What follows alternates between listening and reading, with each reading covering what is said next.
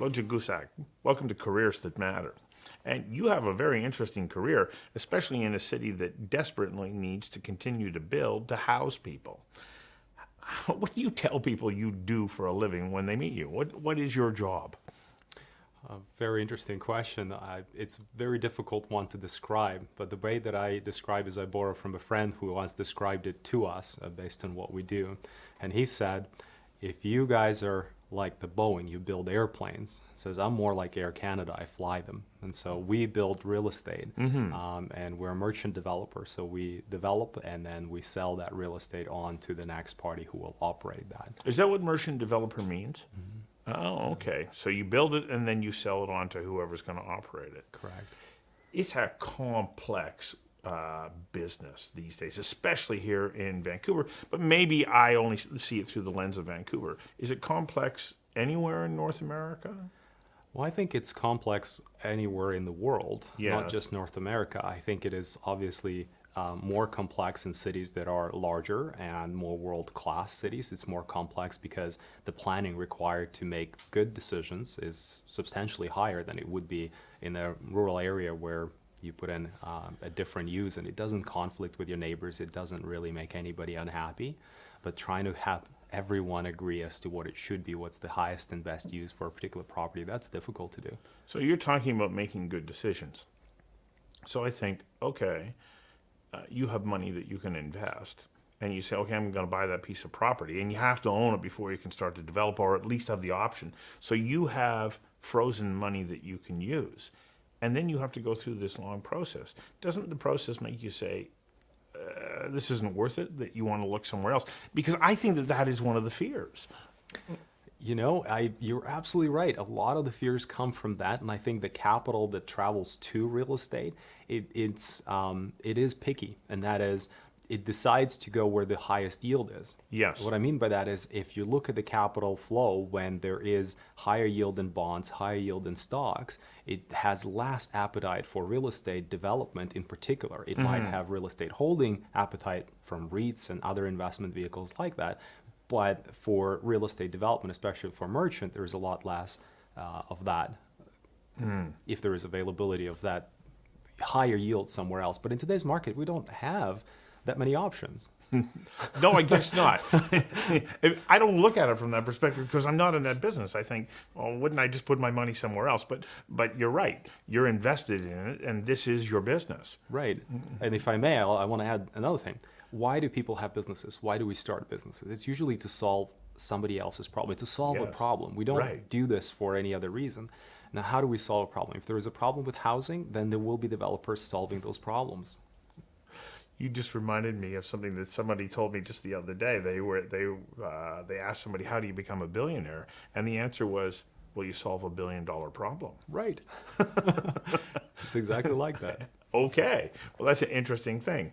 So, your company, what's it called? Density Development. Okay. How long have you been in business? 2 years now. 2 years. How many projects you got on the go? We have 8 right now. 8. Yes. Okay, so that's a fair bit of capital that you've got tied up in developing those projects. When you look at your company and the management of it, what does a day for you look like as you wind your way through, needing to meet your financial obligations, handling the myriad different details? Well, I think it's important to note that I don't think that anybody on their own does everything. And so it's the support of your team, the support of your partners is very important. And the day-to-day... This is so true. So true. Yeah. I don't think we'd be in business when you hear, I could see a surprise in your face that only 2 years we have 8 projects, but you have to appreciate why did that come. My business partners are, Gary Foley has been in the business for 45 years. He's set up the type of systems that allow us to produce predictable results.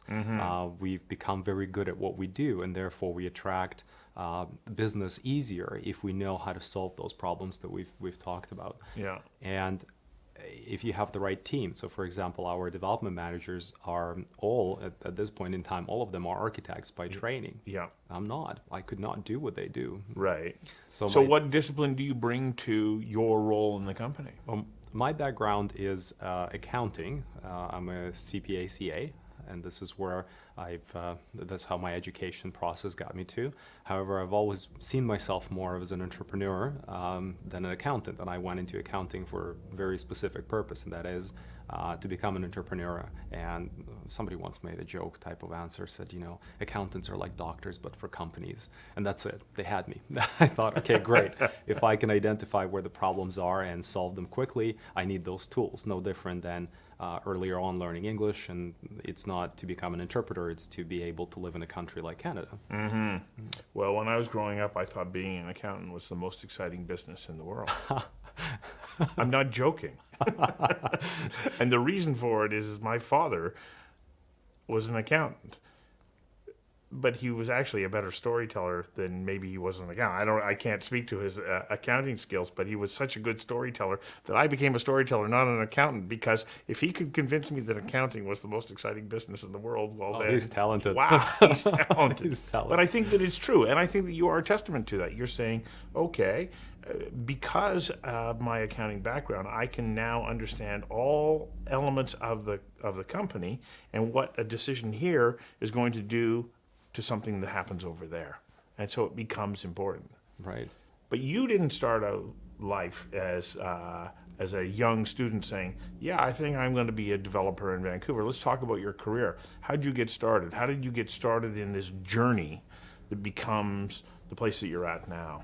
Yeah, when I arrived to Canada, I came from studying in UK for 2 years, and having arrived at Simon Fraser University, I had a scholarship, and I thought that on top of the world, international. You came from the UK, right? I grew grew up to Canada, but where'd you grow up? I grew up in Ukraine. Okay, so you're going to school there. Mm-hmm. What decisions led you to the UK? There was a competition in the entire Ukraine market for all the people in high school around that time frame to be accepted into an International Baccalaureate program at United World Colleges. Yeah. United World Colleges are considered some of the best high school education, private high school education available. These specific colleges are predominantly scholarship-based, so very few people were paid, and the rest of us were on a full academic scholarship. And so the competition and desire to go there was always there. That was not the hard part. Yeah. The hard part was getting through. That came with a little bit of luck, and of course, as this is a show about careers that matter, and I can't reiterate that more enough, that you have other people supporting you. Nobody's made it on their own. And so for me, in particular in Ukraine, I had my parents were supporting me and having private teachers who were teaching me English. That is coming from a middle-income family. That was a difficult thing for them to do, very difficult.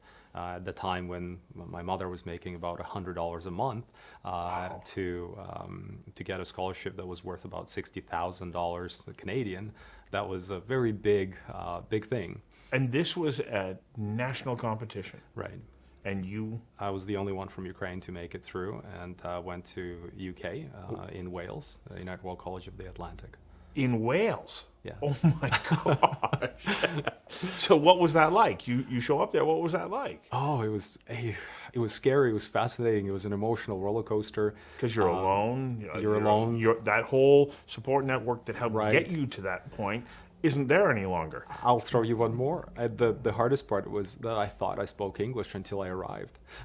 Well, do they speak English in Wales? I'm joking. Of course, there are a lot of people who do, but they also speak Gaelic, and so that accent is quite different. But this was a private school where we had many international students. We had about 250 students and over 70 different nationalities. Yeah. And so this is a really rather big mix of various nationalities. And in my dormitory, we had 3 other guys. So there's a lot of learning about how to socialize with people, how to solve the most immediate of problems. But that is part of career development as well, isn't it? Absolutely. Because without those social skills, how do you have the team? Absolutely. Yeah. And I think that it's if you're exposed to it early and you figure out how to navigate those waters, it becomes easier with time. It's better with practice.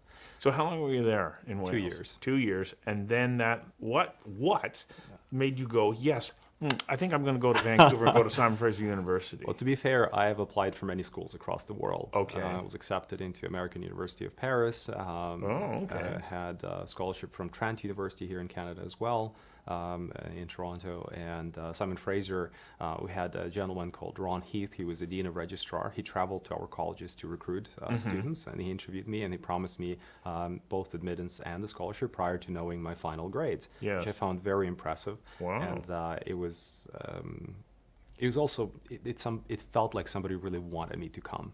And so as I was making my decisions, as I thought about that, it was I wanted to come.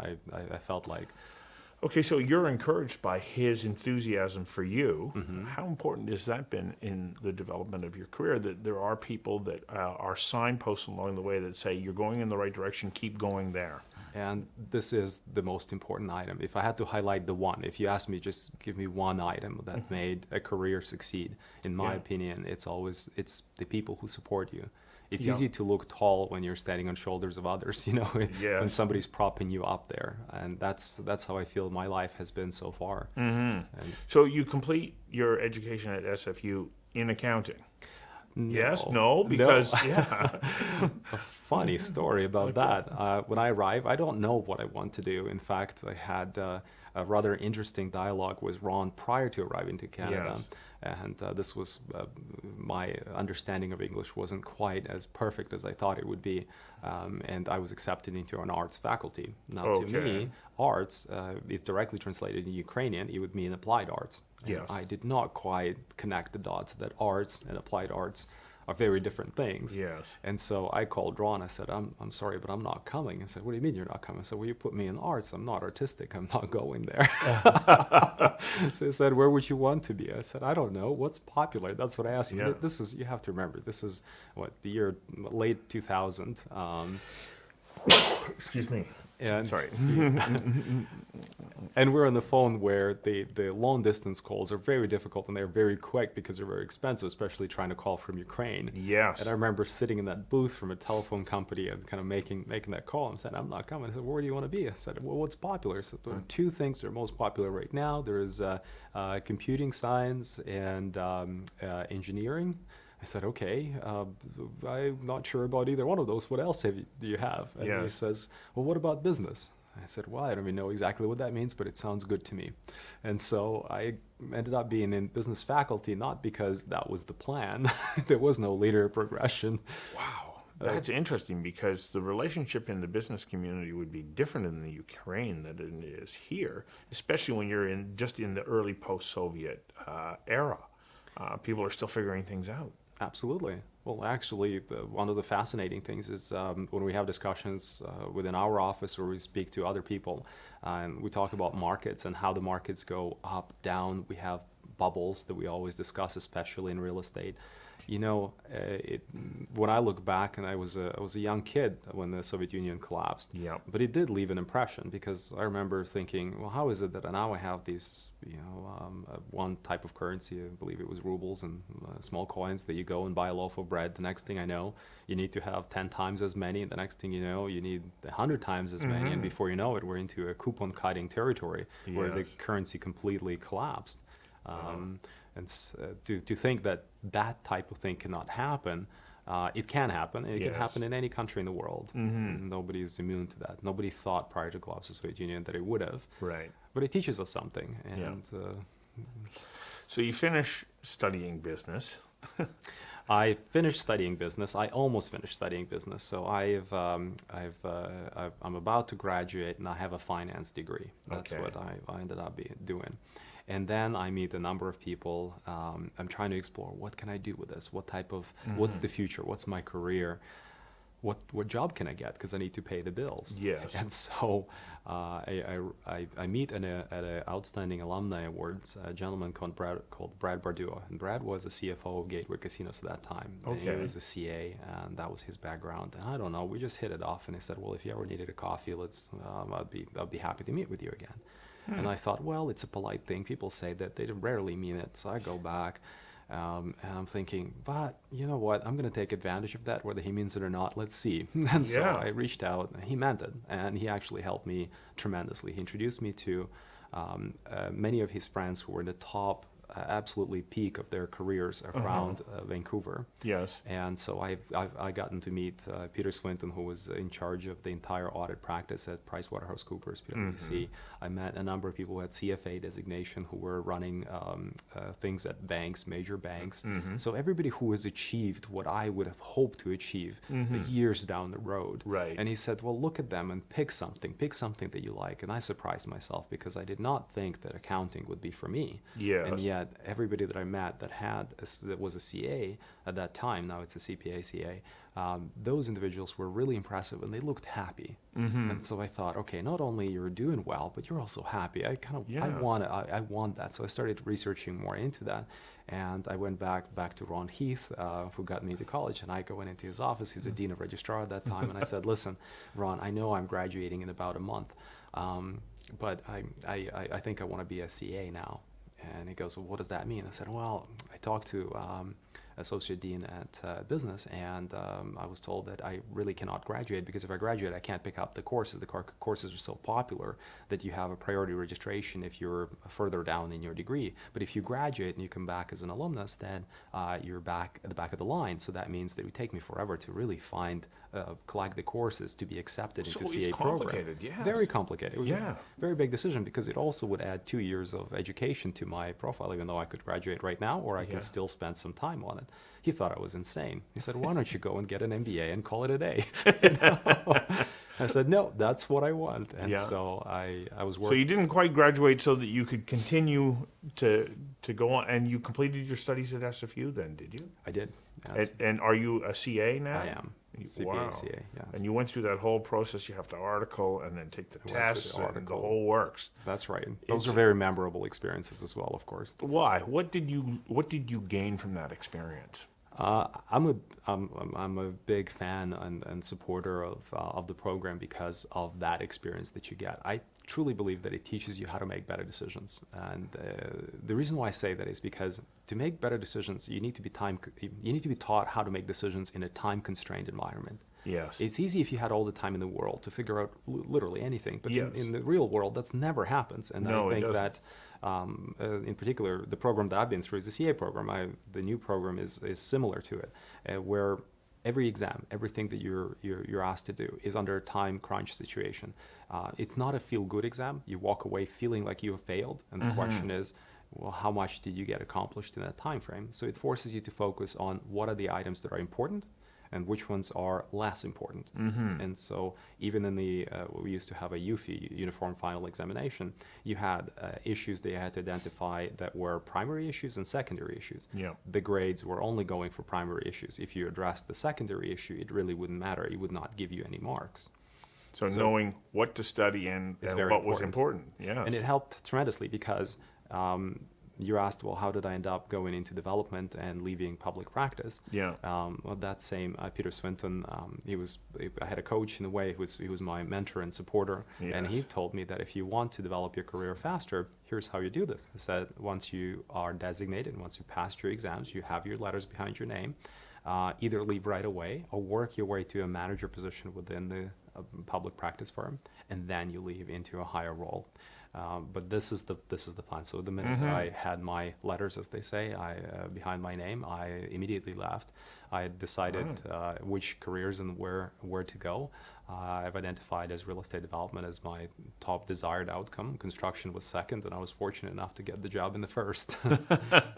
And was it because you identified the ability to solve problems in development that made you say, that's where I want to go? You know, at that time, I was so oblivious as to what development meant. I only saw it from a perspective of reporting and accounting, things that I saw from the clients we worked on. I didn't know the insider workings of it. It just looked... In fact, it looked to me like as a subject that I could understand, that I could add some value reasonably quickly. I almost worked through exclusion, thinking of biotech. Well, I'm not very good at that. I will never understand how that works. Various other technologies, how to make cell phone chips or other businesses like that. That was difficult. I was always worried about those businesses because if you don't sell the product quickly, I knew that, well, it's now worthless because it's stale dated. Right. Yes, right. And in real estate, I thought, well, come on, that's okay. Yeah, you're always going going to need it. So you left it. Where'd you go first of all when you moved into the development sector? I moved to Solterra Development Corporation. Okay. And you took on a role in accounting. I took on a role in accounting. That's right, accounting and finance. Yeah. And again, then knowing what I wanted to accomplish, and within the career, my next step, I wanted to become a CFO. Yeah. And so, in order to get to that next step, I had to talk to friends and find out what are the skills that I need. Yeah. Who do I need to meet? What subjects do I need to learn? Not everything is covered in your accounting program that you may have learned. And so I pulled off resumes of, I've asked people for, these are usually private placements, they're not widely advertised, but I asked recruiters to help me understand what are the skill sets that people look for in a CFO. Yeah. I started hoping to get that experience. I was very fortunate that I was given that chance through the support network. Again, it's never about me as much as as much as sometimes it may look like you're right. You're So where'd you speaking. wind up? Because clearly you went, okay, I'm going to take a chance. Because every time you make a move, so you move, okay, I come out of school, I get this designation, there's a path here, and I could take it. It would be safe. But no, you choose a path that has some risk to it. Quite a bit of risk. Yeah, And by going into accounting in development. Now you decide to make another move. Where'd you wind up, and what were the associated risks with it? Well, first I want to address that I think it's my risk taking was severely mitigated and supported by my wife. Without her, there's no way I could have accomplished any of these, because this risk taking does feel as if, if I say, well, I spent 2 more years in university, that means it's 2 more years of how do we pay the bills and how do we make that work. Now, Yes. I worked full time during those 2 years as well, so that was that would help. But not having the support at home, I don't think I could take it. It would be too much stress. Well, this goes back to we get to where we are because of the relationships that we have. Absolutely. Yeah. And so within Solterra, I was able to progress my career because of the support that I had there. I had Mike Boza, who's the VP development there. He's explained to me so many different things about the real estate. I really got a glimpse and understanding into what real estate is all about. And I think that's when I got, as I call it, the bug. Where you Yes. can't just shake it, that desire, that flame that you really want to be in this industry. And that's, even though I thought I wanted to be there, I really understood why and how much I wanted to be there once I was already in the role. Makes getting up in the morning a whole lot easier, doesn't it? Absolutely. Yeah. You must have passion too, because the jobs, as most people would think, well, if I can only find something that I really love to do, then therefore I'll never feel like I'm really working. I don't know if there's a partial truth to that, but not entirely, because many of jobs, I would say maybe the majority of every job that we do is actually not that pleasant. The pleasant is you feel great at the outcome stage, not during the execution stage. During the execution stage, you might need to be forced to do things you'd rather not. They could be boring, they could be tedious, they could be... Right. Well, what's your motivation too? Because you talk about the fact that you're helping to solve problems. Well, I think the sense that you are contributing to something that is greater than yourself, so within the organization, and the organization as a whole is a contributor to the community that you call home, that's a pretty good resume to have. The details aren't so important as, am I making a difference? Absolutely. Yeah. So where'd you go? To get this CFO position, did you stay within the same company, or did you have to move? No, I had to move. I was actually through a recruiter who identified a position for me at a company called PC Urban, and that's where I spent 4 years. I was fairly young for a CFO. I was still earning my stripes and learning on the... But you had a little gumption. I had. Certainly can't fault me for lack of motivation. Well, these are important components. Like, there is a whole laundry list of elements that go into a successful career, and that is one of them. And I like to read, and I think it's a way to shortcut to understanding something and having a conversation with somebody that's significantly smarter than me, and how can I get audience with some people that you really want to talk to, but you can't get audience with them because they're so busy. Yes. But books tend to do that. And one of the quotes I really like is that 5 years from now you'll be the same person you are today, except for the books you read and the people you meet. Yes. So I agree. Try to live by that. Yeah. And you joined DENCITI just a couple of years ago. Well, we started Density. You started it. That's right. So it was- you joined it by starting it, which is another risk, and it's a bigger one. It's probably the biggest one yet, for Yeah. sure. It was very scary. It was definitely, it was harder, even though I thought I was fully prepared, and it was a lot harder than I expected it to be. Definitely more stressful, but it's also much more exciting.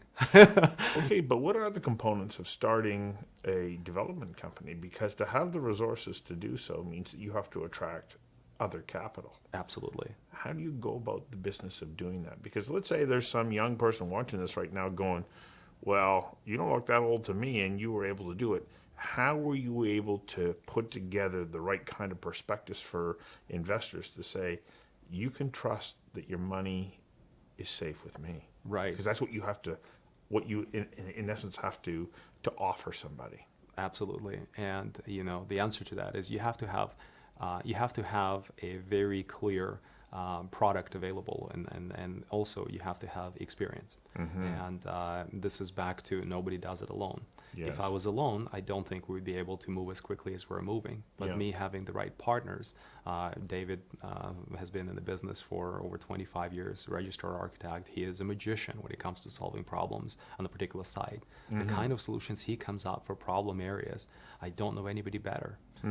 Gary has been doing it for over 45 years. The systems that we have in our shop are all through the trial and error that he's put together over that period of time. So when we attract private capital, and we usually deal with large groups who provide that capital rather than going through a prospectus and trying to solicit public money, Yeah. the private capital is attracted to a track record of success, experience, and having a very clear vision as to what we're doing. So our package, when we call it CIM, Confidential Investment Memorandum, when it goes to our equity partners, it's quite in-depth, and it does show all the risks. It shows how we're moving forward, and it's very somewhat unemotional, but it is it helps soothe the conscience of somebody investing the money, saying, no, these guys know what they're doing. And so where are you at on these 8 different properties that are projects that you're developing? At various stages, of Yes. course. One of them is under construction. And So you're already above ground? Yes. Oh, okay. So we've actually, we have a project, Kyle Road, in West Kelowna, which is 10 acres industrial space. Oh, okay. And out of 10 acres for West Kelowna, it's a very large site. Yes. And we have first 2 buildings are fully sold, and we've poured concrete on both buildings already on the slab, and about to And tilt you're going walls. up now. Going up.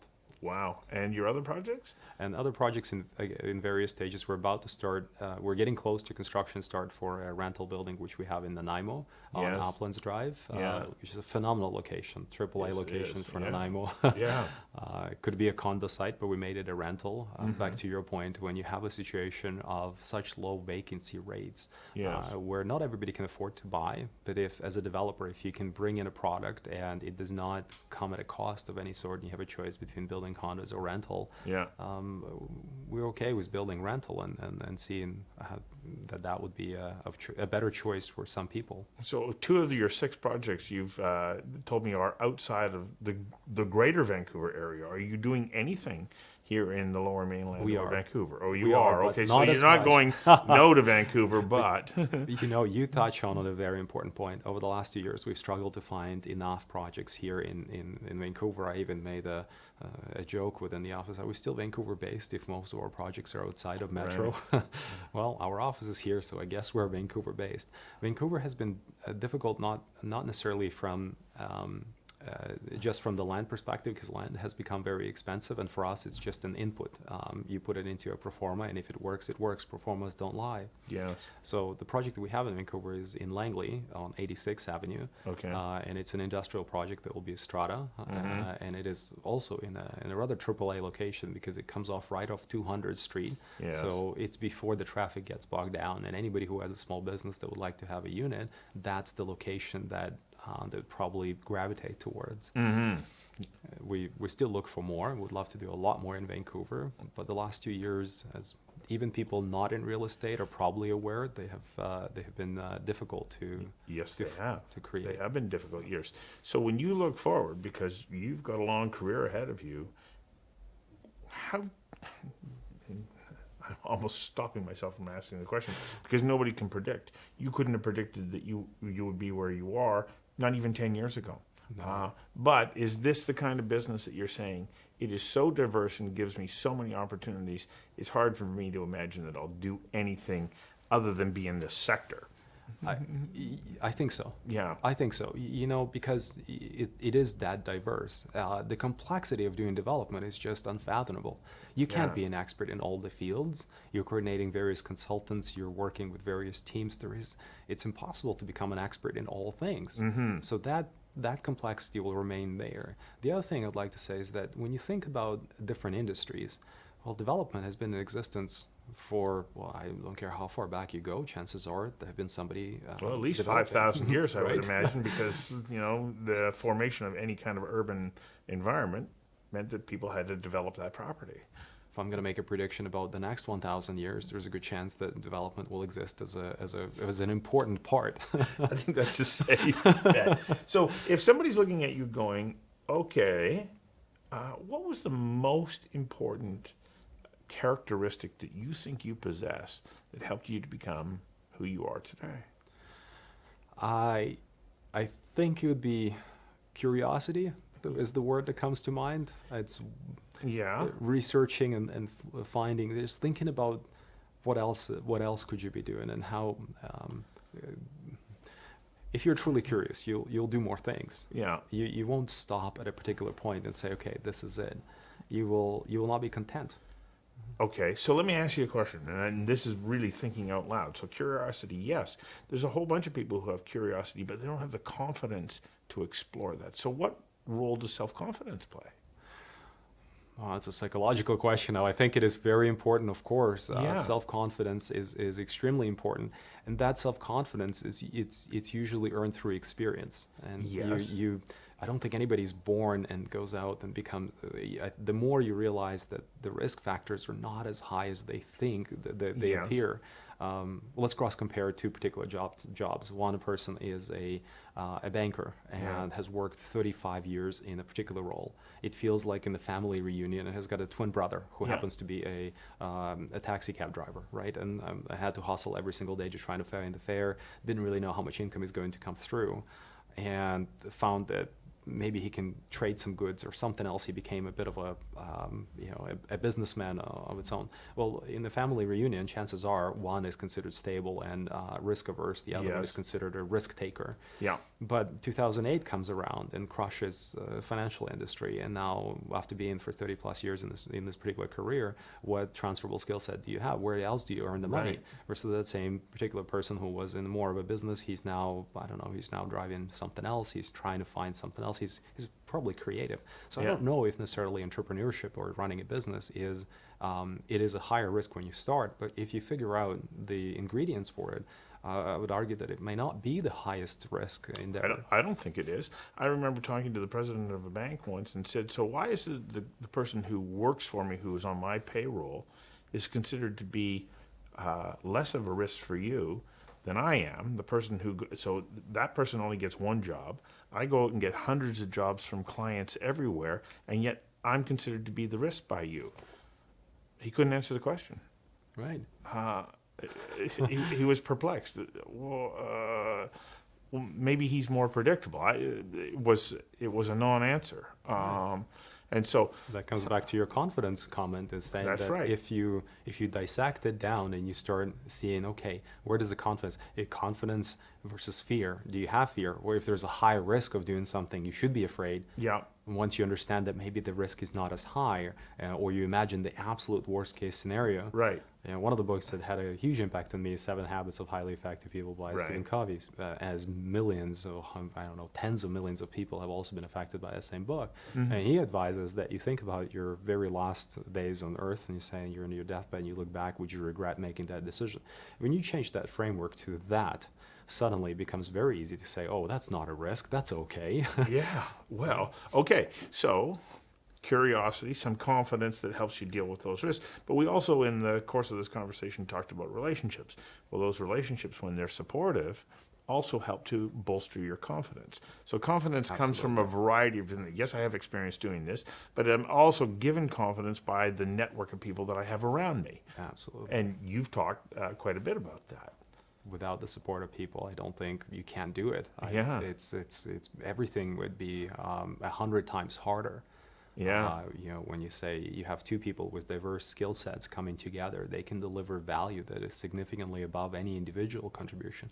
In Yeah. fact, in today's world, I look around and I said, we all have iPhones, we have TVs, etc., but no one person knows how to make that product anymore. We're interconnected at another level. We're interdependent at another level. Yeah. We trust that there is somebody that knows how to make a particular component. We put those components together, and then it looks like a magic, really. But That's it right. works. And we also trust that there's somebody else who knows how to fix it. That's right.